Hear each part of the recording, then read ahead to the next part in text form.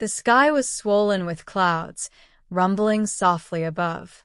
Raindrops fell in silver sheets, blurring the edges of everything.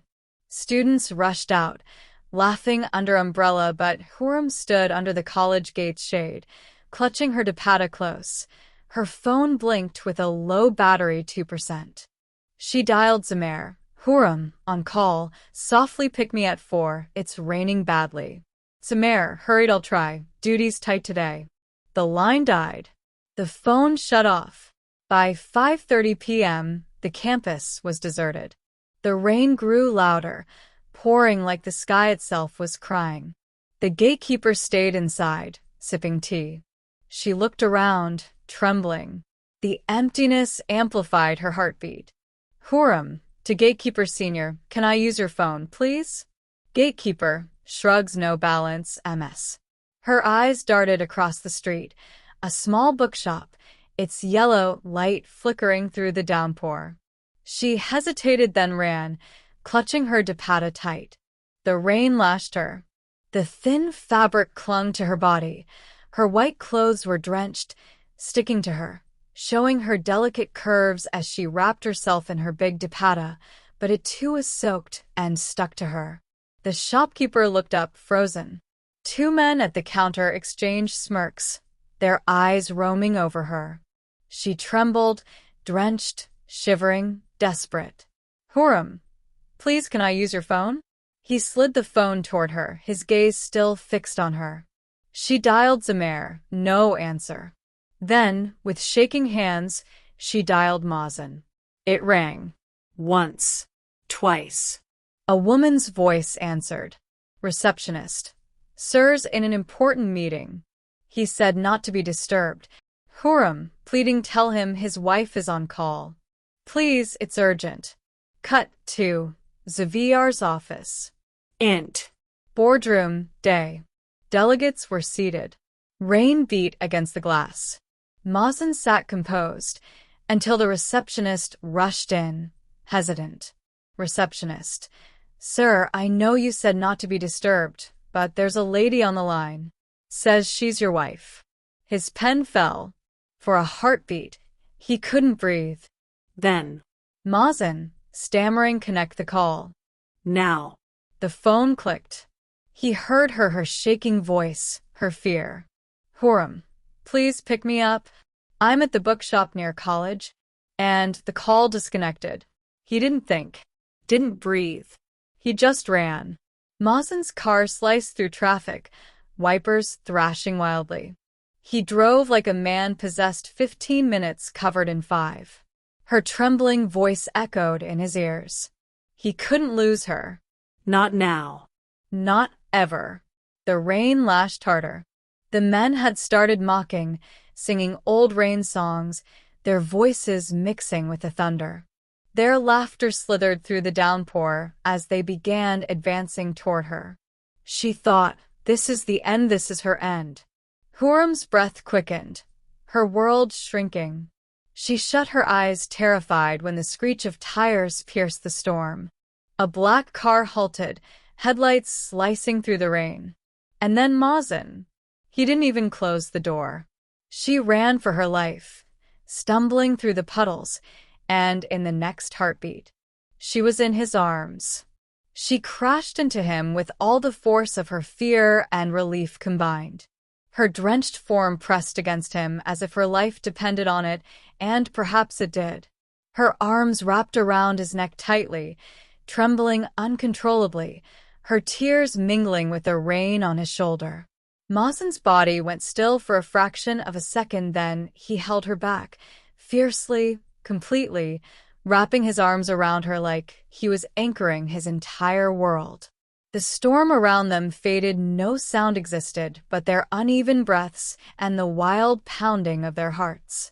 Her fists clutched his coat, desperate, shaking. She buried her face in his chest, her sobs muffled by the rain. He held her closer, one hand at the back of her head, the other around her waist, pulling her in tighter, as though afraid she might slip away again if he loosened even a breath. She pressed herself closer, feeling the warmth of him through the cold, soaked fabric. He could feel her heartbeat frantic, alive against his own. His chin brushed her wet hair. He closed his eyes, every nerve in his body screaming with emotion, fear, rage, relief, and a tenderness he could no longer hide. Her breathing steadied only when his hand moved gently along her back, his thumb tracing slow, reassuring circles. For the first time since the storm began, she could breathe, her world, her safety, her entire being wrapped in the circle of his arms. And for him this was no ordinary embrace. It felt as if life itself had returned to him, as if in holding her, he was holding his very reason to exist. He didn't know how long they stood like that, seconds, minutes, maybe more, but neither wanted to move. Her trembling lessened, her heartbeat began to calm, syncing with his own, and even through the downpour, warmth spread between them, a silent promise of protection and belonging. His mind was a blur, fear, rage, relief. The moment she had said, "Your wife," his world tilted. Now, holding her drenched form, her trembling body pressed against his, it felt like his soul had finally come home. He gently pulled back, just enough to see her face. He lifted her chin with his fingers, her eyes glistening with tears, fear, and something deeper. "Maazin, softly, you're safe now, you're with me." She nodded, too choked to speak. He opened the car door, took off his coat, and wrapped it around her shoulders. Then he helped her inside. Once seated beside her, he turned on the heater, his hands still shaking slightly. "Maazin, what happened?" She didn't speak, just stared at the shop in silence. He followed her gaze and understood. Rage poured through his veins like fire. He was about to open the car door, but her trembling hand caught his. "Hooram, pleading, don't, please. Just take me home." He looked at her, then at their joined hands. He squeezed gently, his silent promise of safety, of never letting harm touch her again.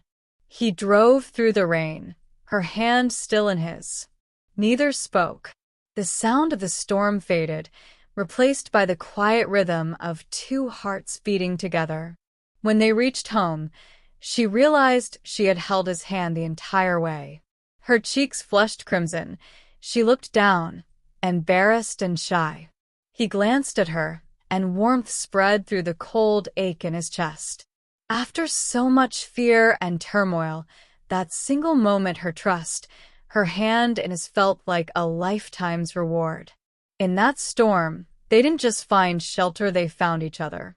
The storm outside has quieted, but inside, the echoes still linger. Hooram lies in bed, pale, her damp hair clinging to her forehead. A low fever burns beneath her skin. Her lips tremble with each shallow breath.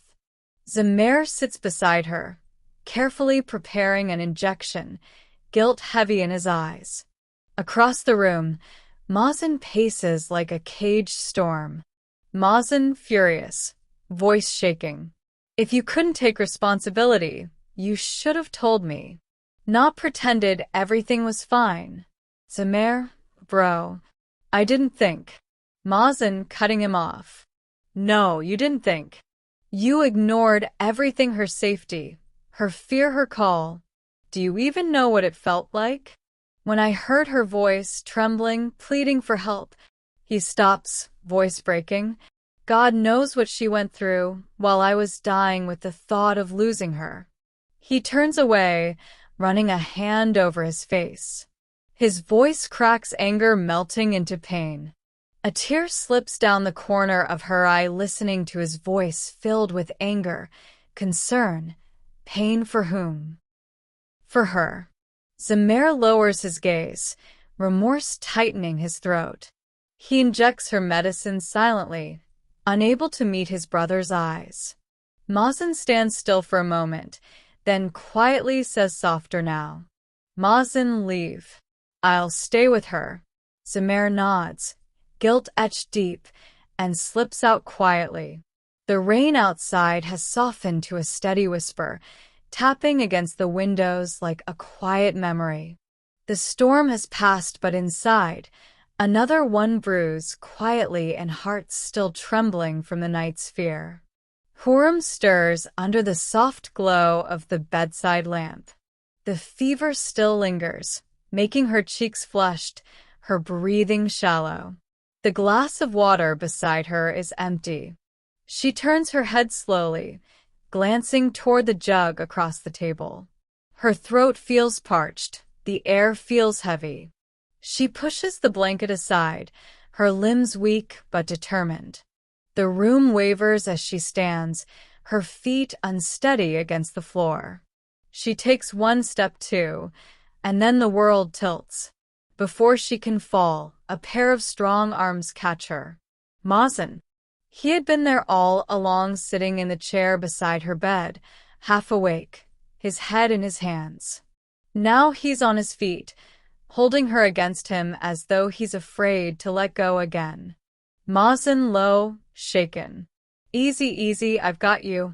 She blinks up at him, disoriented, her hand clutching his shirt. Her voice is a whisper against his chest. Hooram, you didn't sleep? Maazin softly.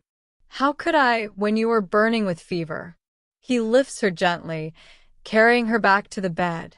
She's weightless in his arms, fragile, her warmth sinking into him. When he lays her down, she doesn't let go, her fingers still curl around his sleeve. He hesitates, then sits beside her. For a moment, the silence stretches, filled only by the sound of rain and their breaths mingling in the stillness. Her eyes flutter open. Hooram, weakly. You were angry. Maazin's jaw tightens. He looks away, voice roughened by emotion. Maazin. No. I was terrified. I thought I'd lost you before I even had the right to call you mine. Her eyes soften, a tear slips from the corner, lost into the pillow. He reaches out, brushing it away with his thumb, his touch gentle, almost reverent. The air shifts heavier, closer. Her hand finds his trembling, and he clasps it without a word. Maazin softly.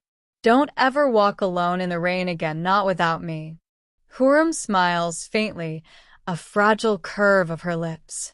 Hooram, then promise you'll always come. He leans closer, their foreheads meet. The warmth of his breath grazes her skin. His hand slides behind her head, steadying her, cradling her like something precious. The warmth between them grows steady, familiar, a silent rhythm that speaks louder than words. Her breathing slows, her fever easing. He looks down, her eyes are closed now, her lips parted slightly in peace. He tightens his hold just a little, pressing a quiet kiss to the top of her head, a vow more sacred than speech. That night, they crossed no lines, yet everything changed. Between fear and comfort, something unnamed bloomed, fragile, pure, and eternal. In the middle of it all, Hooram moves softly, calmer, surer, her heart learning new rhythms beside Maazin each day. Every morning feels a little warmer now, every glance shared a little longer. Aunt voice echoes from the corridor. Hooram, dear, some office files came for Maazin, they're important. Please keep them on his study table. Hooram hesitates for a heartbeat. She had never stepped into his room, not in years. But she nods and takes the files, her fingers brushing the envelope's edge nervously. The door opens with a soft creak. She steps in. The air feels different here, still, grounded, and carrying his scent, that faint, familiar cologne she's known since childhood. The room feels like him, calm yet intense, every detail precise and warm. Her heart stirs, a strange mix of comfort and ache. She places the files carefully on his study table, about to leave when something catches her eye. A leather-bound diary rests on the corner of the desk, worn with age. Her breath catches. That diary. The same one she had gifted him years ago when she was still in school, saving her pocket money for weeks, so she could buy him something grown-up. She steps closer, gently touching the cover. Curiosity wins over hesitation. She opens it and freezes. Her name is written everywhere. Page after page, her name, her laughter, her memory, like a song replaying through time. Her hands tremble as she turns the pages, and the words blur through her tears. Maazin's diary, fading between pages. March 2nd, 20. Today I couldn't stop thinking about her. Everyone keeps calling her uncle's last memory, and the way Dad looks at her, it makes my chest feel tight. She's so tiny, so fragile, like she could break if someone even raises their voice near her. I don't know why, but I keep watching her all the time, scared something might happen if I look away. It feels like my only job in this world is to keep her safe. June 12th, 20. She smiled at me again today, same sparkle in her eyes. Every year, she grows taller, braver, and I keep getting more afraid for her. I don't like when anyone talks too close to her. Maybe I'm mad. But she feels like something I was meant to guard. October 8th, 20. What's happening to me? I can't call this protectiveness anymore. When she laughs, my whole world shifts. When she gets hurt, I can't breathe. I shouldn't feel this way. She trusts me, and I'm supposed to be strong, not selfish. But my heart, it's crossing a line I never meant to cross. January 23rd, 20. I'm leaving next week. I keep telling myself it's for everyone, for Zamer, for her, for home. But I can't stop thinking, how will I breathe without hearing her voice every day? I packed the bag 3 times already, each time ending up with her photo in my hand. I can't take her with me, can't leave her behind either. January 23rd, 20. She said she loves me. My hands are still shaking. No, she's too young, too pure to know what that even means. I can't ruin her life for the sake of what I feel. So I said those words that broke both of us. I told her to stay away. I slammed the door before I saw her cry. God, I've never hated myself more. April 5th, 20. Chachi called. She said Hooram doesn't want to be a doctor anymore. I don't understand. That was my dream for her, my promise to Baba. What did I do? Did I crush her spirit while trying to save her from pain? I thought I was protecting her, but maybe I just destroyed everything she believed in. May 28th, 20. I keep dialing her number. Every time, I stop before pressing call. I just want to hear her say hello once, just once. It's suffocating. She isn't only my love, she's my habit. How do I live without my own heartbeat? Maybe the only way to survive this is to work. Work till it hurts. Work till I can return, till I can give us both a reason to live again. Hooram's tears fall faster, the ink blurring under her fingertips as if his pain is bleeding back to life through the pages. Just then, the door opens. Where's my file? Maazin stopped mid-sentence. The sight before him froze him in place. Hooram sitting on the floor, his diary clutched to her chest, tears streaming down her face. He rushed to her, dropping to his knees. Hooram, his voice cracked as he gathered her trembling form in his arms. She looked up, her eyes red, voice breaking between sobs. I'm sorry. I didn't mean to read it, but how could you hide all this from me? You went through so much, and I made it worse. He cupped her face gently, brushing away her tears with his thumb. Hey, don't you ever say that again, he whispered, his tone trembling with emotion. If this was something you needed to know, I should have given it to you myself. She buried her face in his chest, her voice muffled. You loved me so much, and I hurt you without knowing. Maazin pressed his forehead to hers, their breaths mingling, hearts thundering in sync. You didn't hurt me, Hooram. You gave me something to live for. Her tears kept falling as she looked up at him, whispering, Then why did you leave me?